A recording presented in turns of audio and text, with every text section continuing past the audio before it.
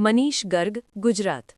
केंद्रीय कृषि एवं किसान कल्याण मंत्री श्री शिवराज सिंह चौहान ने मंगलवार को गुजरात के भावनगर जिले के पालीताणा तालुका स्थित हणोल गांव में आयोजित आत्मनिर्भर हणोल महोत्सव 2026 में शामिल हुए। इस अवसर पर उन्होंने गांव की सामूहिक भावना, समरसता और आत्मनिर्भरता की सराहना करते हुए हणोल को देश के लिए एक आदर्श मॉडल बताया। महोत्सव को संबोधित करते हुए श्री चौहान ने कहा कि हणोल आकर उनका मन प्रसन्न और आत्मा आनंदित है। उन्होंने आमंत्रण के लिए केंद्रीय मंत्री श्री मनसुख भाई मांडविया तथा गांव की आयोजन समिति के प्रति आभार व्यक्त किया। उन्होंने कहा कि हणोल एक ऐसा आदर्श गांव है जहां जाति, धर्म और उपासना पद्धति से ऊपर उठकर पूरा गांव एकजुट है, जो आज के समय में दुर्लभ उदाहरण है। केंद्रीय मंत्री ने गांव में हुए विकास कार्यों की प्रशंसा करते हुए कहा कि अमृत सरोवर, खेल के उत्कृष्ट मैदान, सामुदायिक कार्यक्रमों के लिए भवन, जल संरक्षण और भूजल स्तर बढ़ाने के प्रयास तथा स्वच्छता, ये सभी पहले हणोल को विशिष्ट बनाती हैं। उन्होंने ये भी उल्लेख किया कि गांव की सजावट पूरी तरह जन सहभागिता से की गई है। घरों के सामने पारंपरिक तोरण, रंगोलियां और सामुदायिक आयोजन बिना किसी सरकारी धन के स्वेच्छा से किए गए हैं। अनेकों महापुरुष और संत दिए हैं, लेकिन आज पूज्य महात्मा गांधी जी, जिन्होंने पूरी दुनिया को सत्य और अहिंसा का मंत्र दिया, मुझे याद आ रहे हैं। सरदार वल्लभ भाई पटेल जी के चरणों में प्रणाम करता हूं। लौह पुरुष जिनने पूरे देश को एक रखा और सचमुच में देश को विकसित और आत्मनिर्भर भारत बनाने का बीड़ा उठाया है श्रीमान नरेंद्र भाई मोदी जी ने। और उन्हीं विचारों से प्रेरित होकर आज मनसुख भाई, मैं मन से आपको धन्यवाद देता हूं। गांव में जो कुछ दिखाई दे रहा है आज, यहां की हवाओं में आत्मनिर्भरता है, यहां की घटाओं में आत्मनिर्भरता है, यहां के पेड़ बोल रहे हैं आत्मनिर्भरता, यहां के अमृत सरोवर की लहरें बोल रही है आत्मनिर्भरता, यहां की माटी का कण कण बोल रहा है आत्मनिर्भरता, यहां की बहनें बोल रही है आत्मनिर्भरता, यहां की बेटियां बोल रही है आत्मनिर्भरता, यहां के भाई बोल रहे हैं आत्मनिर्भरता, यहां के बच्चे बोल रहे हैं आत्मनिर्भरता। और गांव इसी भाव से बनता है। केवल सरकारी पैसा गांव नहीं बना सकता। सरकारें बहुत पैसे दे सकती है, लेकिन गांव के अंदर अगर भाव ही ना हो अपने गांव को आगे बढ़ाने का, तो कोई सरकार आपके गांव को ना तो विकसित बना सकती, ना आत्मनिर्भर बना सकती। लेकिन यहाँ के बच्चे बच्चे के मन में, यहाँ के जन जन के मन में एक अलग भाव दिखाई देता है। और मैं तो यहां प्रेरणा यहां से लेके जा रहा हूं। जब हम उतरे तो यहां हेलीपैड है। हमारे कई उद्योगपति मित्र इसलिए आसानी से आ पाए। अगर हमको बाय रोड आना पड़ता अहमदाबाद से, तो आते आते ही शाम हो जाती। यहां हमने देखा कि जो हमारे एसएचजी हैं, स्वयं सहायता समूह, उनके उत्पाद सजे हुए थे। अलग अलग चीजें मेरी बहनें बना रही, लखपति दीदियां। वह गन्ने का रस भी मिला हमें, और हड़ौल का पेड़ा भी गजब का है। मनसुख भाई, एक आध डिब्बा हमारे साथ भी रख देना। वैसे तो गुजरात आते हैं तो फाफड़े, ढोकला, खाखरे, क्या रंग है गुजरात के। और हम आगे बढ़े, यहां का क्रिकेट का मैदान ऐसा कि अगल बगल से खेलने आते हैं लोग।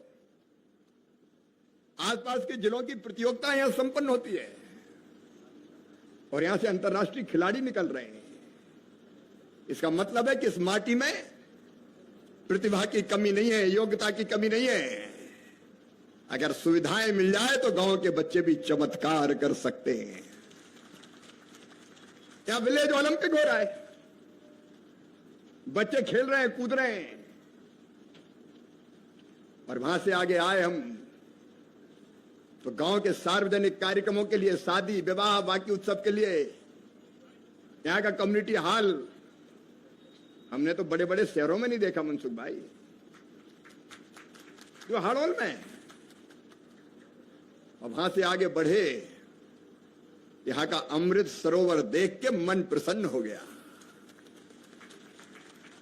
स्वच्छ पानी। मेरी श्रीमती जी ने पूछा कि ये सफाई कौन करता है इसकी, तो भाभी जी बता रही थी कि ये तो गांव की समिति करती है, सरकार नहीं करती। सही बात है ना, समितियां बनी हुई नहीं तो ऐसे गांव भी मैंने देखे। एक गांव में गया तो मेरा बड़ा स्वागत किया गया, मंत्री जी आए और पूरे स्वागत के बाद जो मांग पत्र दिया उसमें एक मांग यह भी थी कि हमारे गांव में कुआं बहुत गंदा हो गया, उसकी सफाई के लिए 10,000 रुपया दीजिए। मैंने कहा ये स्वागत सत्कार में कितने खर्चा किए, इसमें तो हजारों खर्चा कर दिए। तो हमने कहा नेता के स्वागत में हजारों खर्चा कर दिए, गांव की सफाई के लिए 10,000। बोले वो हमारा काम नहीं, वो सरकार का काम है साहब, आप जानो। उस भाव से गांव नहीं बन सकते। अमृत सरोवर की देखभाल, सफाई की व्यवस्था, और वो अमृत सरोवर तो ऐसा हो गया कि अस्थि विसर्जन के लिए लोग यहां आते हैं। और उसके चारों तरफ जो पेड़ लगे हैं वहां, उन पेड़ों की घनी छाया मन को कितना सुकून देती है। वो पेड़ भी सब गांव वालों ने लगाए, और ऐसे फ्री फोकट में नहीं लगाए कि पेड़ ला दो तो लगा देंगे। एक पेड़ के 1200 रुपया दिए। जो समिति है वो उस पेड़ के रख रखाव और बढ़ाने का काम करती है। नहीं, कई बार कई राज्यों में मैंने देखा सरकार एक साल पेड़ लगाती है, दूसरे साल सूख जाते हैं पूरे के पूरे। और यहां का शमशान घाट तो ऐसा है कि मुर्दा भी कहे कि थोड़ी देर और रहने दो यहीं पे आराम से। क्या बात है हाड़ौल की। यहां का मंदिर, यहां जहां सार्वजनिक कार्यक्रम होते हैं, राम जी का पुराना मंदिर, गरबे के कार्यक्रम भी वहां सामने होते हैं। और उसके बाद आगे बढ़े तो स्कूल का पुराना भवन जहां मनसुख भाई भी पड़े हुए हैं। नए कमरे भी बनकर तैयार है, लेकिन पुराना आपने अक्षुण्ण रखा है, बना के रखा है। उसका परिसर अपने आप में अद्भुत है। यहां जैन मंदिर भी जियो और जीने दो, तो मुस्लिम उपासना स्थल भी। कहते हैं 16 जातियां, लेकिन यहां तो 18 है मनसुख भाई, और 18 मिलकर एक साथ रहती है। और जवारे तो क्या बेटियां लेके चल रही थी, तो ऐसा लग रहा था बेटियां नहीं साक्षात देवियां जा रही हो। जिस श्रद्धा और भक्ति के भाव से वो चल रही थी।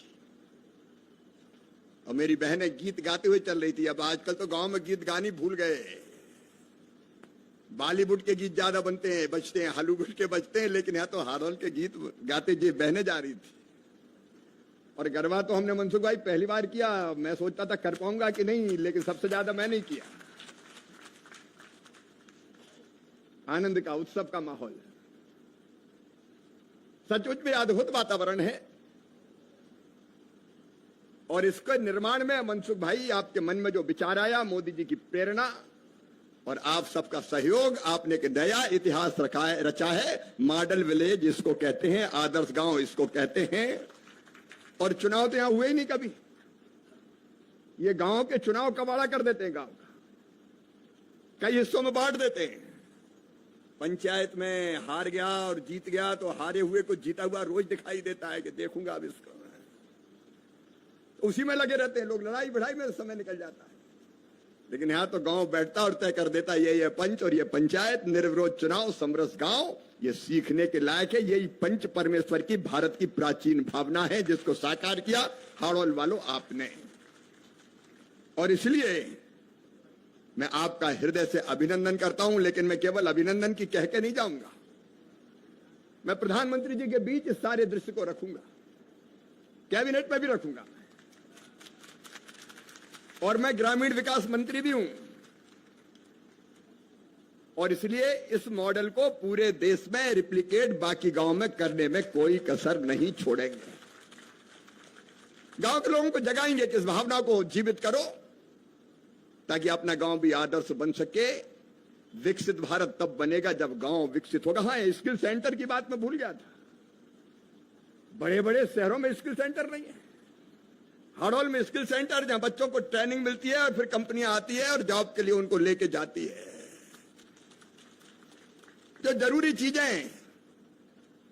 और आज तो कुएं से पानी भी भरा मैंने, बड़ा मजा आया। और चक्की भी चलाई। मैं बहुत प्रसन्न हूं। समय मुझे इजाजत नहीं दे रहा कि मैं और ज्यादा बोलूं, लेकिन मैं अपनत्व के भाव से आया हूं। और वैसे भी मैं नेता नहीं हूं, मैं तो मामा हूं। आपका स्नेह। मेरे 2 बेटियां बैठी थी हमारे साथ, वो बाकायदा गाइड करते हुए चल रही थी, हमको बता रही थी गांव का सब। और इतने प्रेम से बोली, आपको यहां तक पहुंचने में कोई तकलीफ तो नहीं हुई, कोई कष्ट तो नहीं हुआ? आप अच्छे हो ना? हमने कहा मजा माछे। और बेटी ने जैसा अभी संचालन किया, सच में ऊषा बताया ना, अद्भुत है ये सारी व्यवस्था। गांव के लोग, वो देखो मेरी बहनें खड़ी है, वॉलंटियर, पुलिस की जरूरत नहीं है। ये आत्मनिर्भरता का प्रतीक है। एक चीज नहीं तो 3 केंद्रीय मंत्री आए तो पुलिस वाले बंदूक लेके डटे रहे सामने, इधर हटो, उधर हटो, उधर चलो। लेकिन यहाँ तो बहन, बेटियां, बेटे वो मोर्चा संभाले हुए हैं। और ये एक ड्रेस भी बहुत अच्छी लग रही है, मनसुख भाई ने भी पहनी हुई है। ये अपनी संस्कृति, अपनी परंपराएं, अपने जीवन मूल्य ना भूलें। इसलिए आपने आधुनिक गांव भी जो आज है वो भी बनाया, और पुराने गांव को भी 50 साल पहले हड़ौल क्या था उसको भी यहां रिप्लिकेट करके बताया। और महापुरुषों की पूरी गाथाएं निकाली बच्चों ने। उसमें से कौन लड़ा गांव के लिए, उसका पूरा इतिहास सबके लिए गर्व और गौरव का प्रतीक बन गया और उनके लिए पूजा स्थल बन गया। हर एक गांव को अपने गांव का इतिहास जानना चाहिए और हाड़ौल की तरह उसको स्थापित करना चाहिए, भूलना नहीं चाहिए। क्योंकि हमारे पुरखों के, पूर्वजों के आशीर्वाद से और हमारे इतिहास से हमको ताकत मिलती है, नया रास्ता मिलता है, उनका आशीर्वाद भी मिलता है। और उसके बाद हम आगे बढ़ते हुए चले जाते। आपको बहुत बहुत बधाई। आज अभी तो मैं चला जाऊंगा, लेकिन पीछा नहीं छोड़ूंगा, फिर एक आध बार आऊंगा। दिल अभी भरा नहीं, लेकिन हेलीकॉप्टर कह रहा उड़ना पड़ेगा। और मेरा आज शाम को भी कार्यक्रम है और कल भी सवेरे आईसीआर में कार्यक्रम है, नहीं तो मैं तो रुक जाता रात में। अगली बार फिर आऊंगा। आपको बहुत बहुत बधाई, धन्यवाद और दोनों हाथ जोड़ के शीश झुका के प्रणाम करता हूं।